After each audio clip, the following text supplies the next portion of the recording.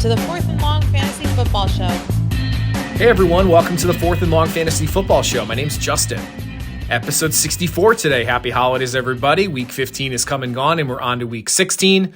On today's episode, I'll give you a few of my Week 15 reactions. Then I'll get into my waiver wire targets and my starts of the week for Week 16. Now, as a reminder, I'm releasing these weekly shows throughout the season on Thursday mornings, getting you prepared with my weekly recaps, waiver wire ads, and my starts of the week. Your time is valuable, so let's get to it. On today's show. All right, so for today's show, I'll start by giving you a couple quick reactions to Week 15. What a week it was, right? If you like football, this week was like an early Christmas present. And I feel like this may become somewhat normal over the next few weeks as COVID issues become more prominent again across major sports. I want to start this week by talking about Saquon Barkley. This season has been a disappointment for the superstar running back. There's really no other way to paint the picture here. The offense around Saquon has been in flux all season. A revolving door of quarterbacks, an offensive line that can't block, a group of wide receivers that can't stay healthy. They're all reasons why Saquon has struggled this season. He's also dealt with his own set of injuries. But when I watch the tape, it's clear that Saquon's preferred running style just isn't going to work on this team currently. His desire to wait, be patient, find a lane, hit it hard just isn't happening this season. He needs to be more decisive on his runs. But regardless, right, I'm a start your studs kind of guy, and Saquon needs to be in your lineup if you have him. Personally, I'd rather see Saquon bust in my lineup versus absolutely blow up on my bench. Next, Dallas Goedert, tight end 1. The fog is cleared, and Dallas Goedert is firmly entrenched as a tight end 1. Since Zach Ertz was traded to the Cardinals, Goedert has been the guy in this Eagles pass game. And in Week 15, he topped 135 receiving yards. Could have had more. This dude is a stud. He really is. He should be ranked top 5 at the tight end position from here on out. And I'd actually even be comfortable having him right now around that tight end 5 range in dynasty circles, right there with the other young tight ends like Kyle Pitts and TJ Hawkinson. If you remain patient with Goedert over the years, it's finally paying off. And then finally, how to handle COVID outbreaks. It seems like most major sports are dealing with various issues when it comes to COVID right now. So how would I approach these situations?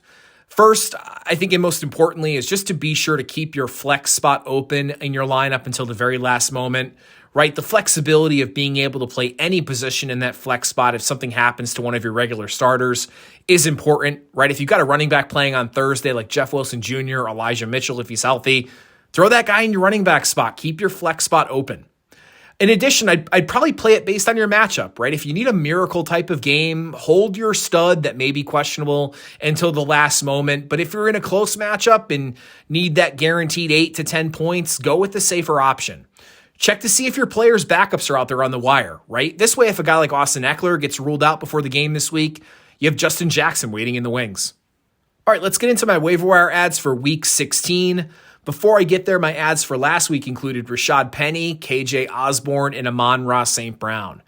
Now, Amon-Ra St. Brown was on this list last week, so he can't be on this list again this week, but if he's out there in your league, guys, go at him. He could be a league winner.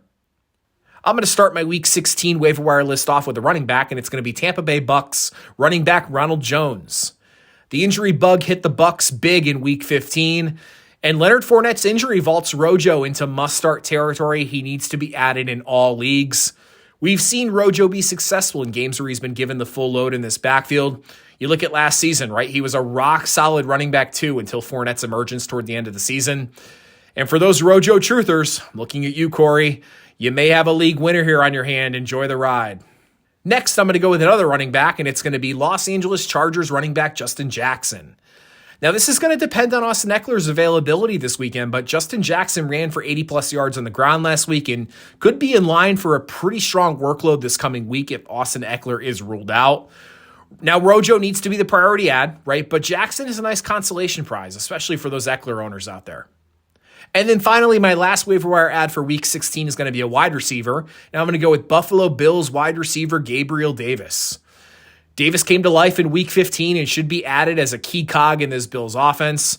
Week 16 brings a matchup with the New England Patriots, and if we know anything about Bill Belichick, he'll be shutting down their best player, which is Stephon Diggs.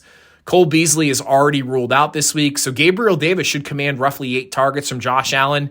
Go grab him and start him as a flex play in PPR leagues this week. And then finally, let's get into my starts of the week. Last week, I had quarterback Kyler Murray, running back Antonio Gibson, and wide receiver Brandon Cooks. I'm going to get my week 16 starts of the week list started here with a quarterback, and it's going to be Los Angeles Rams quarterback Matthew Stafford. Stafford has been really terrific this season, and I think him and his best friend Cooper Kupp keep things going in week 16. Minnesota has been vulnerable through the air, and I think the Rams pass the ball to beat the Vikings this week. I'm starting Stafford as a top 5 option this week. Next, I'm going to go with a running back, and it's going to be Jacksonville Jaguars running back James Robinson. Robinson assumed bell cow responsibilities this past week, and it looks like he'll be the guy from here on out for the Jaguars. Week 16 brings a matchup with the leaky Jets defense. Robinson should find the end zone again this week.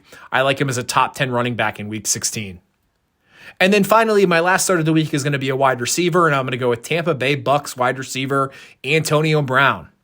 AB should be back this week after serving his 3-game suspension, and Chris Godwin is done for the year with an ACL injury, and Mike Evans is considered week to week with a hamstring injury. We know how those can linger. I'd fully expect Evans sits this week. AB is going to be very busy, could be a league winner for those managers that held on. I'm starting Antonio Brown with top 10 upside this week. So that'll do it. I again want to wish you all happy holidays, be safe, and I hope you all get to enjoy with family and friends. Please remember to comment and like on this video on YouTube, subscribe to our channel, and find us on Apple Podcasts, Google Podcasts, and Spotify. This has been the 4th and Long Fantasy Football Show. Good luck this week, everybody. See you next week. Royalty-free music courtesy of Ben Sound. The views and opinions expressed on today's episode are that of the 4th and Long Fantasy Football Show. Remember to like and subscribe.